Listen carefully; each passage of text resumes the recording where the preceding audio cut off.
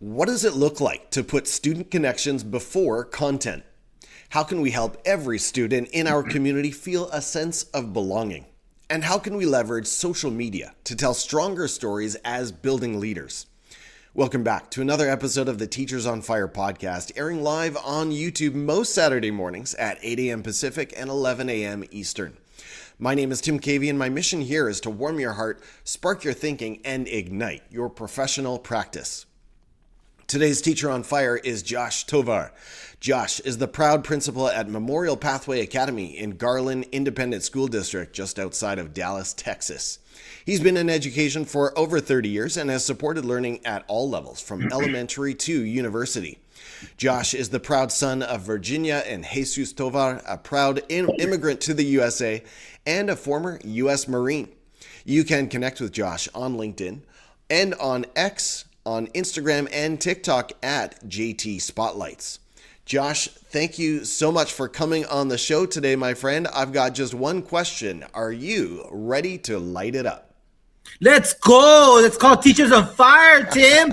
Hey, you know what? Josh Tovar, proud principal of Memorial Pathway Academy in Garland ISD, Garland, USA. And I'm talking to mi carnal, mi hermano from Canada, the Can-Tex connection. So let's bring the fire. Teacher on Fire, that means I got to be on fire, baby. Let's roll. Let's roll. We're on fire this morning. Thank you so much, brother. Wow, I cannot quite manage or match your energy, but I'm feeding off it over here. So thank you so much, Josh, for bringing the heat from Texas. I love it. Well, happy Valentine's Day to you, my friend. As we kick this show off, we've got to pause for a moment to shout out our biggest supporters. Tell us a little bit about what your marriage means to you and how it empowers your leadership and everything you do. Let me tell you, as someone's holding a leadership role at the high school level, and I've ran a little city in my previous campus, which is almost 3,000 human beings per day, and now 250. So I've managed both of those, but it can't be done being an effective leader without the support of a gorgeous, attractive spouse that I have. You know, if it wasn't for Bernice doing what she does, raising our family, and a lot of times that's what creates divorces, and you know that, Tim. In education, it creates separation, it creates drinking, because when you're a principal, a lot of times you're stuck in the job. You know that, and you've heard those stories. And I know that our schools here in Texas are a little bit bigger. I would assume that in Canada, when you're running 3,500 human beings plus the staff. Wow. And I've been witness to where there's a lot of separations and a lot of things like that because there's no support. You're not there. There were many times that if it wasn't for Bernice holding down the fort, I would not attend my kids' events, because I would be going to district playoffs, by district playoffs, area playoffs. I would drive by myself to go support our students, our scholars, because that's what is entailed on turning around a campus. And that's why you need a strong individual by you. And I'm blessed that I have that person that's been with me since late 2009, making sure we traveled that road together. And let me tell you, like anything else, it doesn't matter what type of organization you're in. It doesn't matter what you do.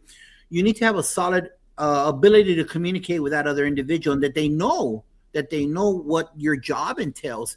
And you need to be honest. So for future administrators, I don't know what it is to be in Canada, but if you are in an area that has large schools, before you apply, you got to have that conversation with your spouse and say, hey, both male to female, female to male, I'm going to take this job, this campus. I have to do Saturday events. I have to do Sunday events. And there's going to be times that I won't be able to go to your birthday, to celebrate Valentine's, to do all those kind of things. And there needs to be an agreement, because that's where the separation happens. And after the game, you go eat with the coaches, you go celebrate with the kids. There's a ripple effect to the decision of leadership. And I'm very blessed that I have that, not only, but that I have kids, my sons, they're my role models, because I do everything to inspire them here at home, and they return the favor and that love. So it's not only about the relationship that I have with a mother, but with my three sons, because, you know, I don't know about you, Tim, but being 33 years in this field, you see that a lot of times there's some dysfunction within educators' families because of what the job entails or what it calls for. And sometimes there's a disconnect. And I've known close friends of mine to where their children get jealous that other students give more props to their family. Oh, because you're always spending time with them. And those are certain dynamics that Marzano doesn't talk about. Sir Giovanni doesn't talk about. There's a lot of things that are between the lines that we need to learn.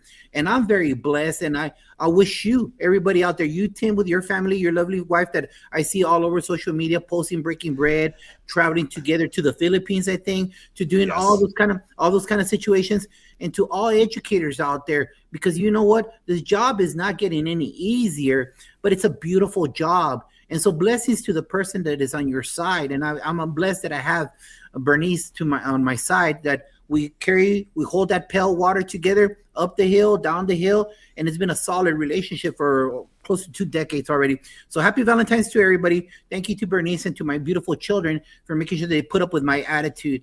And myself, into closing this thought, it is my role, sitting in the main chair, that I do not bring that. You know what that is, the noise. Because we tell our educators, don't bring your noise to the kids at work, at school. Well, it's my job to make sure that I don't bring the noise here.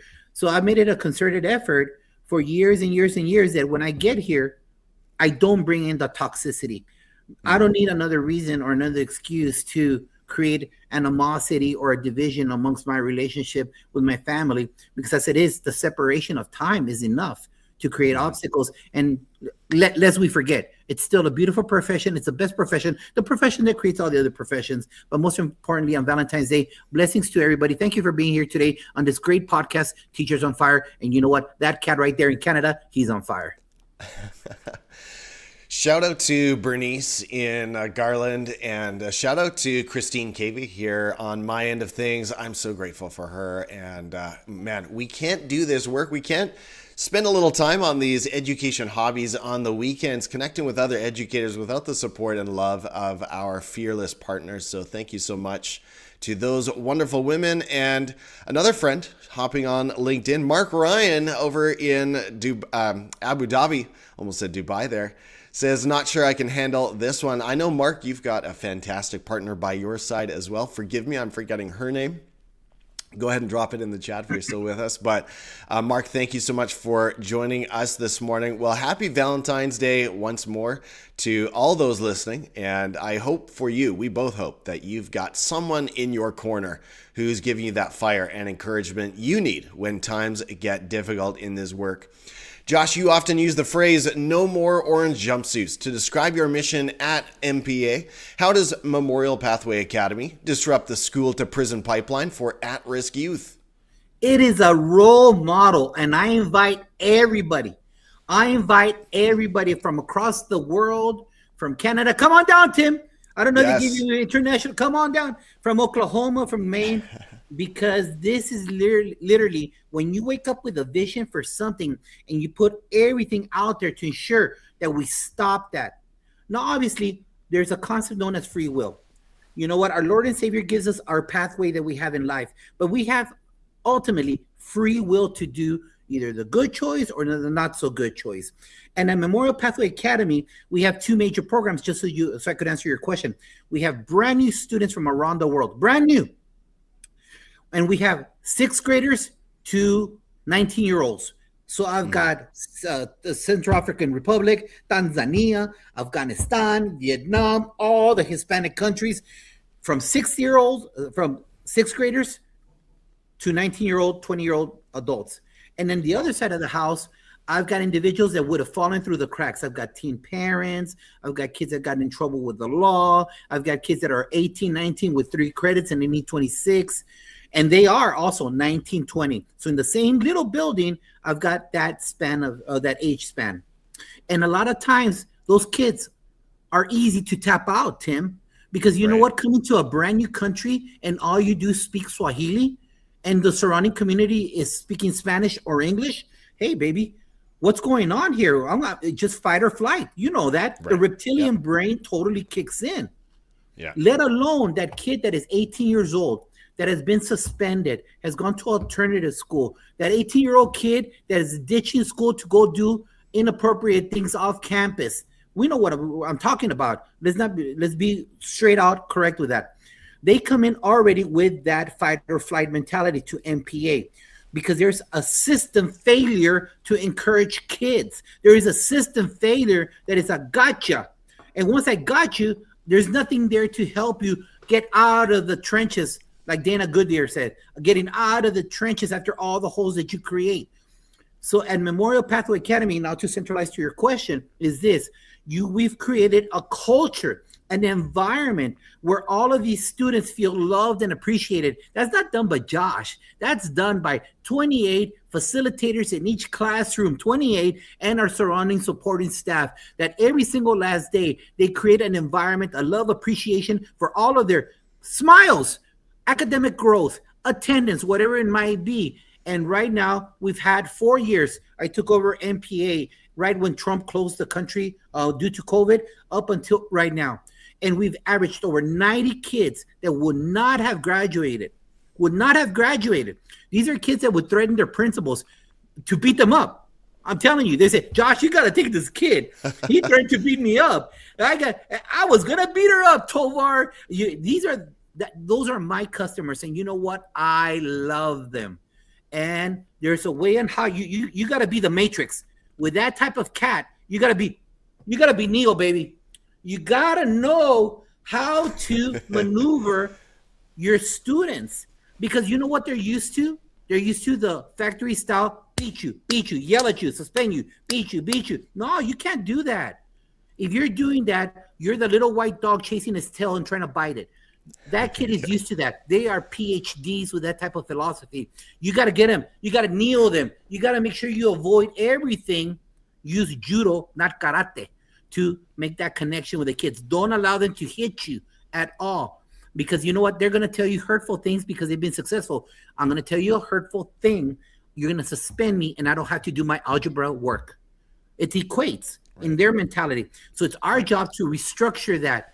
So you create rituals and behaviors to make sure it's an opening and positive environment. The second they get off the bus, the second their parents drop them off, there is a funnel into our home, our campus, and every day they're met in their language, greeted, good morning, si ciao, ni hao, salam alaikum, whatever it might be. They're met every single last day with that greeting, and that is the catalyst to a positive day. And then after that, we do a positive announcement every single last morning. They need to know what my vision is.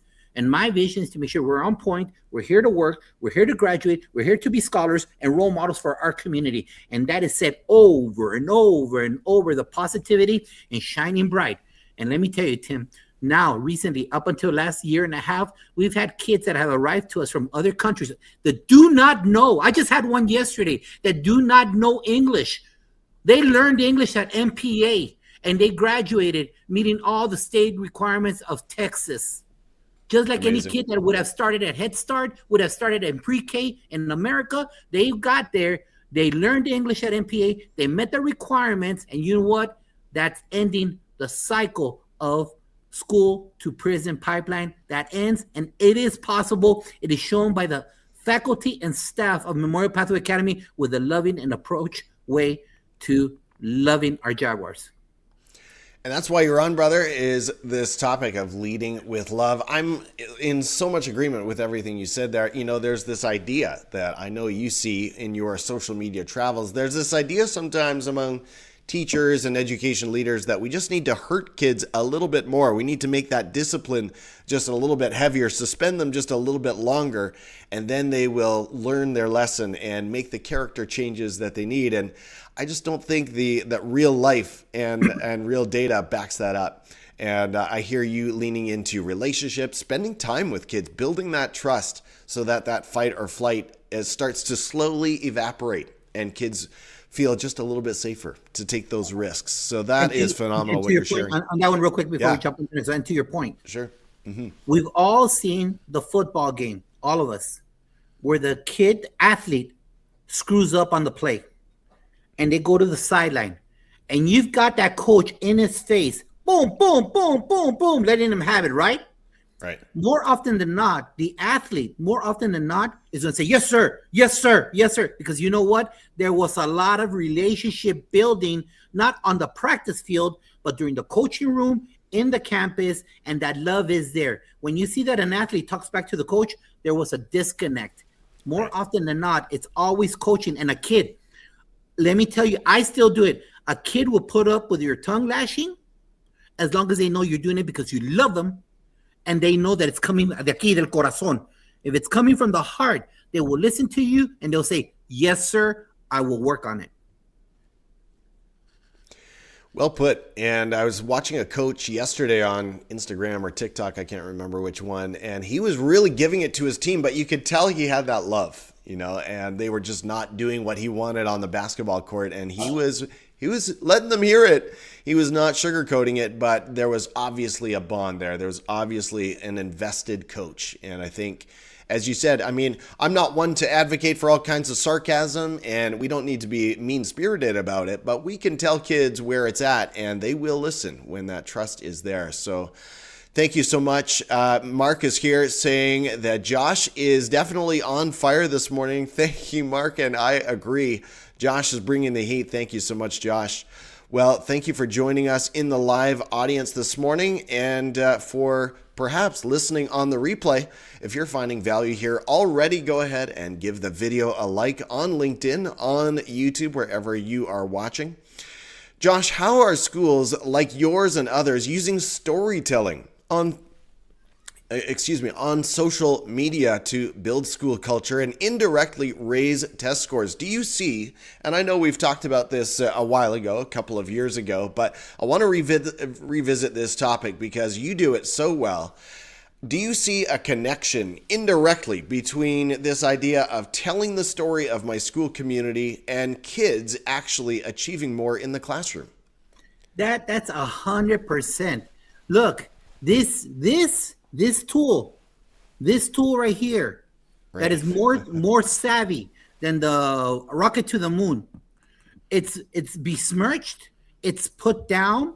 It's seen as evil. Yes, but it depends on how you use the tool. It depends on how you use the tool for success. And like you mentioned in Socorro High School, that was when I walked into that campus in 2015. That was the lowest rated campus. And walking in there, you needed to make sure, because there was a culture started by the adults of negativity. Oh, these kids this kid's this. And I go, no, that's not the way it works. Because I've seen it work before in other schools, and we don't have time to go back to the genesis of this. So when I walked in there, I know that there was glory because that was one of those long-standing community campuses. It was the flagship of the city. It was the flagship of the district. And you just don't go in there thinking that it's going to be the lowest forever. That would not be tolerated because there's so much success. And it used to be a National Blue Ribbon school. So you know that there's a lot of potential in there. So the very first thing we started to do when we arrived there is making sure that we received those test scores. I arrived in the summer and got those test scores, and we visited those kids that passed STAR, our state assessment. And we made those home visits, and we plastered it all over social media. And the APs are like, what's going on here? Get your butts. Let's go in our cars. We're going to go visit families because you know what? We need to spotlight what our look-fors are. And what our look-fors? Academic success. And that is what we're going to value your child. And you know, when the kids started to see this, but most importantly, when the parents started to see this, then you get that buy-in. The most crucial part is kid buy-in. Then the second crucial part is the parents hearing the kids buy in, and then the third is the campus educators. Why would you put the teachers at the end? Because the teachers already had a negative mindset about the school and the kids. They already had that. I cannot change their mentality unless I change the kids' behavior. And it's about going into that and making sure that they found that connection. And thanks to the support of that faculty and staff, thanks to the support of my bosses, Carmen Crocé, thanks to the support of her by allowing me to walk into that campus in 3 years. Mind you, this campus, like a lot of the schools in El Paso, Texas, and you guys have heard a lot about El Paso recently, that school in El Paso, it's right next to the bridge, next to that famous wall. It's literally next to the wall. All those kids were a D-, thanks to the faculty and staff of that campus believing in the kids and teaching with rigor. That's the most crucial part. Once the kids behave, then the rigor comes in. The kids believed, they worked for them, and it went from a D- to a B- in 3 years. 2,550 kids. These kids didn't believe. The adults didn't believe. And every year, it went up one letter grade. The graduation rate was at 82, and it finished at 92 when COVID hit. It went up 10 points. You know how much 10 points is? I tell, oh, Josh, that was great. No, that was horrible because 8% didn't graduate. That was horrible. People look at the positive number. Yes, I'm glad. Yes, but that's what we're supposed to do. But social media, that's where they're at. That's why this heroin, I call it heroin at MPA. Don't bring that heroin here. I don't want to see that addiction here whatsoever. Your addiction should be academics and scholarly love at MPA, and say the same thing at Socorro. I never worried about interim exams, Tim. I never cared about, your early so-and-so CBA said this and your data saying this. I never looked at it. I've never looked at that. Oh my God, that's so bad. You're such a bad leader. Everywhere I go, it's success because my focus, my attention is on kids. And you know what? If kids believe in you, that you believe in them, they'll walk on fire for you and they will be there present academically, and they will do everything. And you know why? Because they live here and they want to see themselves.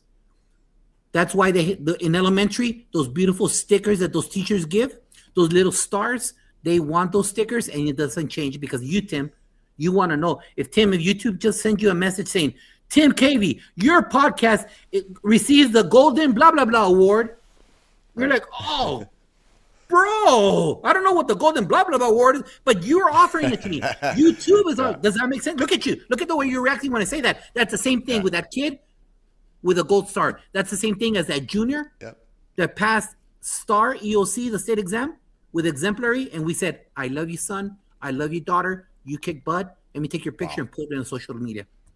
Yeah, I watched something pretty compelling on, I think it was David Bartlett or one of these big podcasts about how a lot of kids, a lot of people out there are just waiting to hear, I'm proud of you. And just that simple message means so much. And so many of our kids just don't hear that.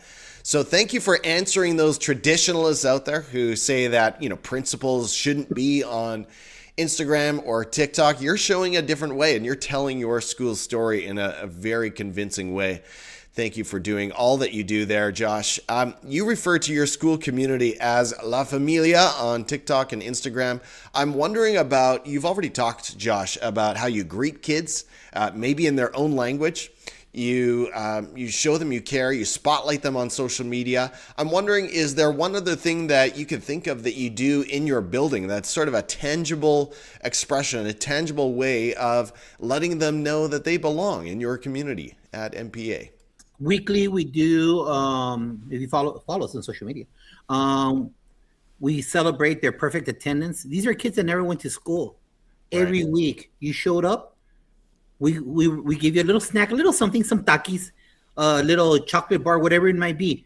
But know that we're acknowledging your effort.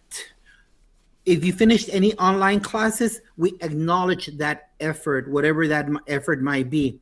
We offer every single last week. We've got 3 hallways. The middle school, like I mentioned, newcomer side. We got the high school newcomer side. And then we got our non-traditional side, 3 hallways. Every week we do student of the week. We just did it yesterday, Friday. I haven't posted it yet. But teachers select 2 kids every week. And we give them balloons. We give them certificates. We post their messages on social media. And they want to see that.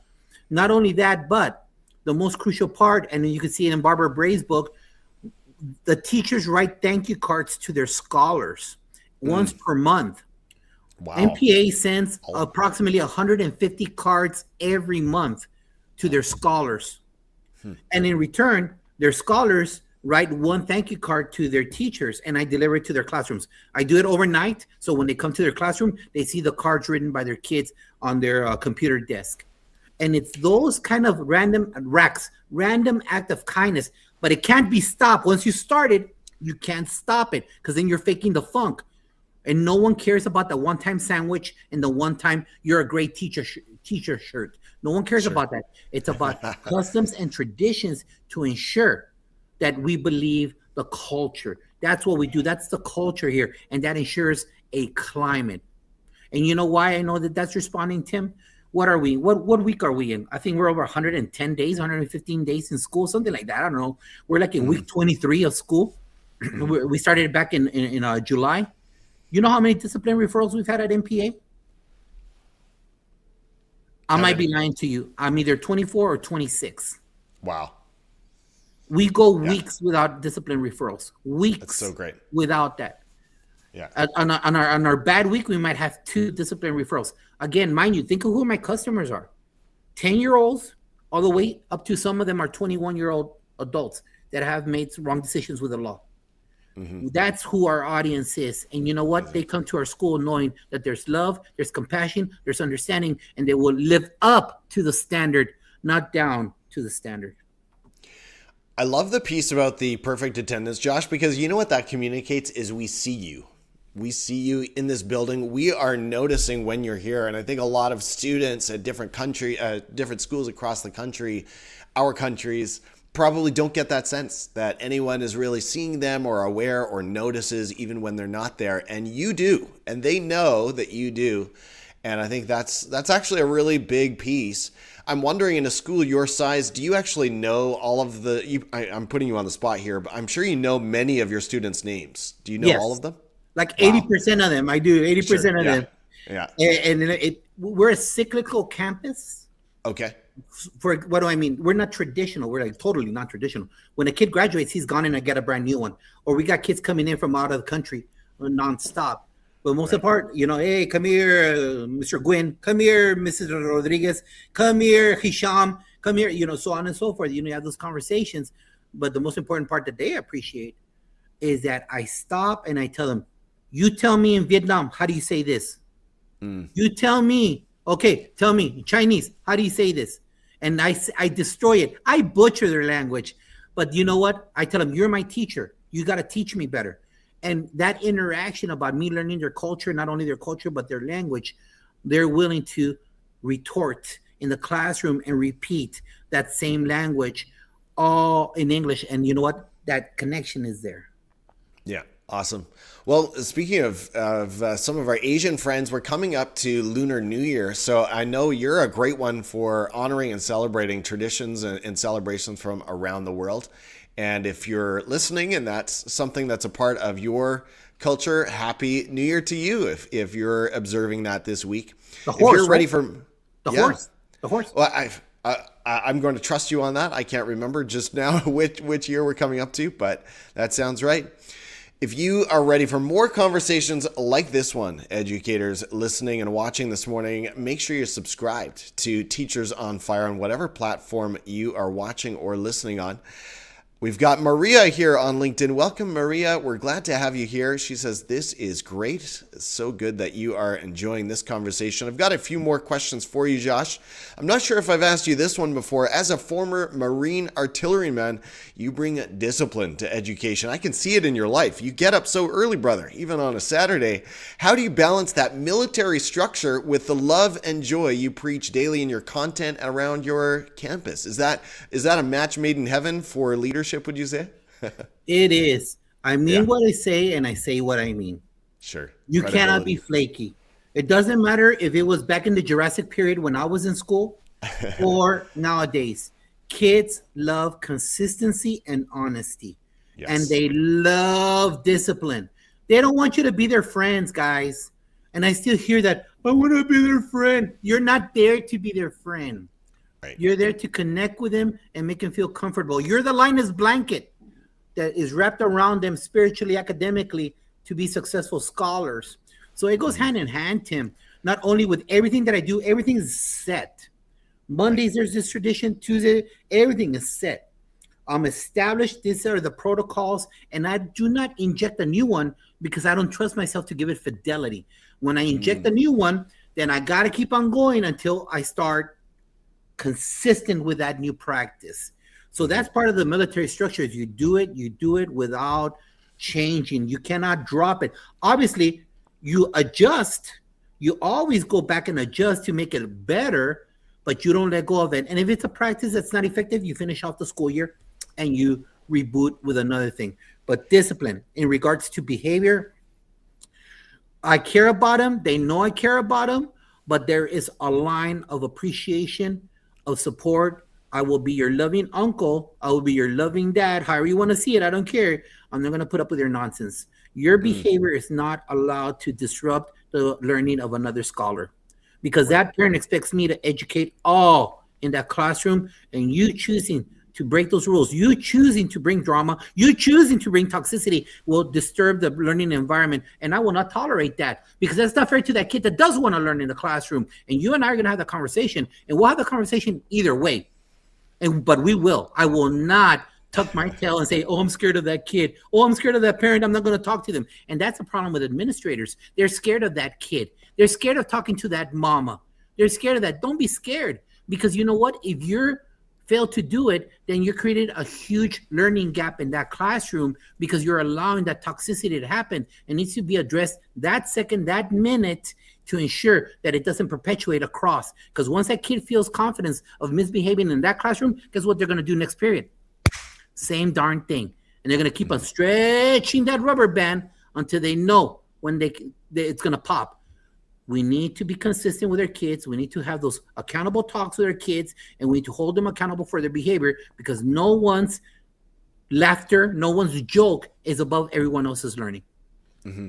I love what you're saying about the consistency. I don't know if I've ever thought about this before, but just the stability that you're talking about. You've got the weekly, daily rhythms of the school, and that makes kids feel safe, doesn't it? It makes them feel secure. Like, I know what's going on. I know the shape of the day. I know there aren't going to be these random sort of chaotic, unplanned things throughout the day, and I always have to sort of be on my toes. So kids actually do feel safe and secure when they know what's coming. And even when I think of our neurodivergent, had trouble getting that out, neurodivergent learners, it's really helpful, especially for them, when they can count on what's coming, when they're not constantly upset and surprised by things throughout the day. So I love what you're saying there about you're not bringing in new traditions unless you know you can sustain them throughout the year. Josh, you've talked about your own adventures with, let's call it the law, in schools when you were younger. Do you break out those stories? Do you leverage those stories when you're talking with your own students who have maybe made bad mistakes? Do you go back, I'm sure you do, reach back to your own adventures with principals in the past? I'm 1,000% honest. Every morning, if I'm at campus, those 6 minutes are mine for morning announcements. Some kids might say 6, more like 8. Every morning, I have told my kids a morning announcements that I was a loser in high school. I'm saying that I was a loser in high school. I was a drunk. I would not go to school. I would ditch. I tell them everything. You cannot fake the funk with kids. You cannot. You need to be straight out, just like a fella says. You cannot fake the funk. And you know what? That gives you street cred with them. That brings you 100%. And I cannot be a hypocrite. I cannot. I was horrible in school. I graduated the bottom of my class. I was called a loser by my teachers. So I can tell you right now that I know how it feels to be on that side of the mentality aspect. You know, being felt like I'm not valued, I'm not worth anything. I understand that. So it's my job to make sure I let them know, look, we can overcome those obstacles. And I'm an example for you. Not only that, but I'm also an immigrant to the school. So my kids that are immigrants from other schools, they say, oh, I can't do it. Oh, you know what? I don't know how to talk English. I had to go through those battles just like you.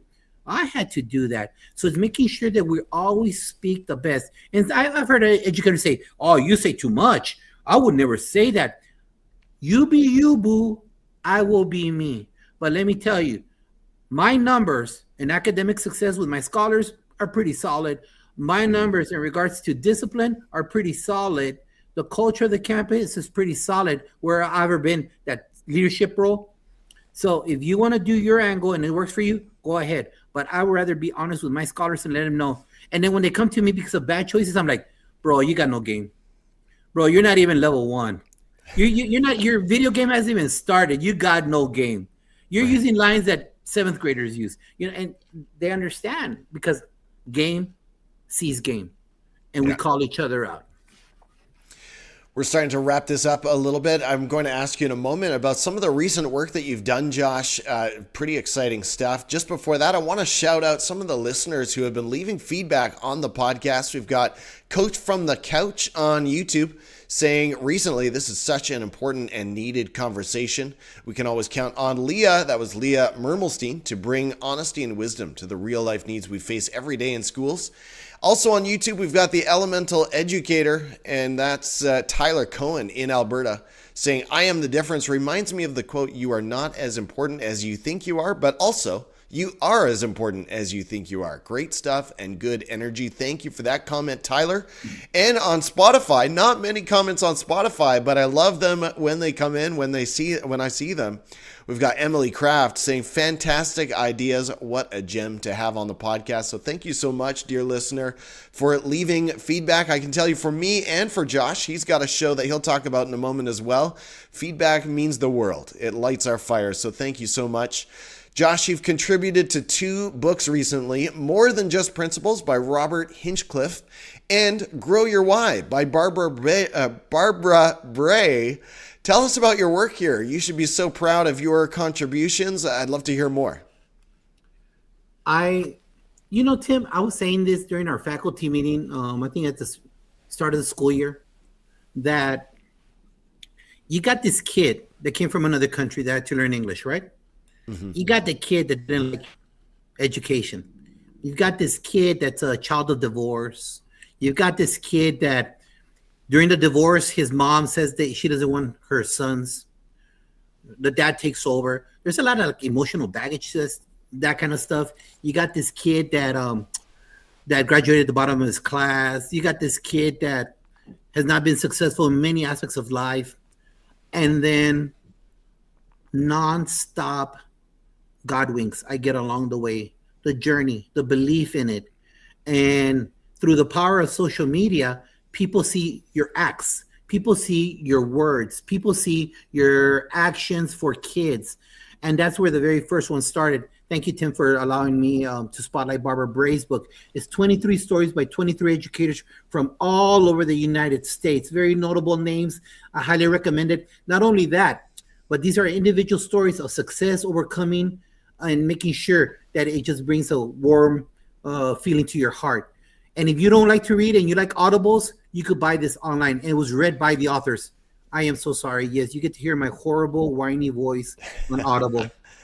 But if you don't want to read it, it's right there. And Robert, I ran into him at NASSP, the Principals Organization National Conference. And we exchanged me again through the power of social media. You meet people.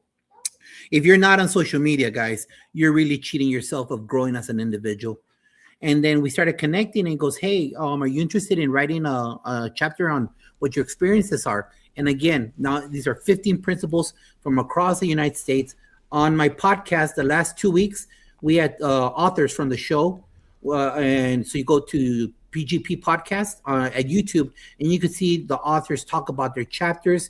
And it's such a motivating thing to have yours truly honored, not honored, but, being ingratiated by my Lord and Savior to have these opportunities, because it's not about what Josh writing, because I write horrible. I write the way that I speak. You ain't getting Shakespeare here, baby, at all, right? If you're looking for some fluency, some Maya Angelou, you're looking for some Marzano, you ain't getting that, cat. You're getting the way that I speak. But let me tell you, all I could bring to you is what I brought to you today. Some people say you're a little bit too harsh, you're a little bit too honest. But let me tell you, honesty is the best policy in regards to the field that we're in. Honesty is the best thing that gets you connections with adults. Honesty and consistency is the best thing that gets you with kids. And I want to make sure that Tim and I were discussing this before. This is a love of spreading the joy of our profession. And as I said earlier, and I always will keep on saying, it's the profession that creates all the other profession, guys, and you make a difference. And that the Lord and Savior allowed me to write 2 books to spread my experiences with my scholars in diametrically opposed cities and different environments. That is a true blessing. And it's all through the power of social media that I'm able to spread the love that is shown by all the people that drink the Kool-Aid that I pour. Because you know what? You can walk into a school, and you know this, Tim. A leader can walk into a school and they're not going to follow you. The adults will not follow you. They're going to be saboteurs. They're going to sabotage you in every way. But I've had that ability to shepherd our scholars and our team members through the light, through the darkness, and being able to codify it that where my sons now, my sons will have their dad in the book. It's a blessing. And I want to thank again Barbara Bray for believing in me, seeing the things that we do, our random act of kindness, and Robert Hinchcliffe for all that he does. And these are great leaders. And I suggest that you all follow them on social media because there's nothing but true virtue and love by these individuals. Fantastic. One more time, that was More Than Just Principles by Robert Hinchcliffe and Grow Your Why by Barbara Bray. And Josh, those are two fantastic leaders that I don't think I've featured yet here on the podcast. Maybe Barbara Bray years ago. I keep stumbling over Barbara Bray, a little bit of alliteration there, but that's helpful. At any rate, I'll need to hear more from both of those education leaders. Really appreciate their voice and the fact that they included you. And I love that your voice is featured in the audiobook from Barbara. That's so good. As we close, as we land the plane, Josh, what are the best ways for educators to reach out and connect with you on that very place that you were just talking about on social media? Right there, you could see underneath right here. You took it away. Sorry. There we go. There we go. Right there. I'm an X guy. I'm not here to get political with none of you. Look, X is the best way to connect with people like Tim, like Barbara, like Robert. We're there. Todd Whitaker. That's where we're located. But now I put more personal stuff on JT Spotlights. Okay. And on JT Spotlights is where I feature. If you want to see the constant rituals, then you follow MPA Jaguars. That's all the school stuff. If you want to learn about my beautiful podcast that's about to go into 100. I don't care. I'm way behind this guy right here. This guy's a trail seller. He's ahead of me big time. But, we're close to 100 podcasts. And congratulations. All that is right there in JT Spotlights where with people that I connect with, Barbara, with Robert, everything that goes in there. And my personal thoughts, obviously. Who cares about don't listen to me if you don't want to hear my personal thoughts. But it's about making sure that we're together. And I encourage you to join us Sundays at 5 p.m. Central for our podcast because you know what? Ours, it doesn't have a specific niche. It's mainly roundtables, and we have everybody. We've had last week we had superintendents on Super Bowl Sunday. Then we have roundtables coming up for our North Carolina middle level conference. We've had the authors here. We had bus drivers, cafeteria workers, assistant principals, because you know what? This is a whole community. We've had mayors and business owners who talk about their surrounding communities. Because I want to hear from them. They need to know, educators, what their ideas are. What are you seeing as we produce our scholars and go into the workforce? We need to hear from everybody. If we truly want to change education, we need to hear from all stakeholders. And I'm not trying to feed you lines. I'm not a guy that feeds lines, but those are the lines that go with our surrounding community. And the stakeholders are the business owners, the local governmental identities. And we need to hear their voices and let us know, hey, you guys need to do this, need to do that. So join us on the PGP podcast and please take care of these books right here. And Josh ain't getting a penny from this. Josh is just very fortunate. Yeah. He was able to show his voice.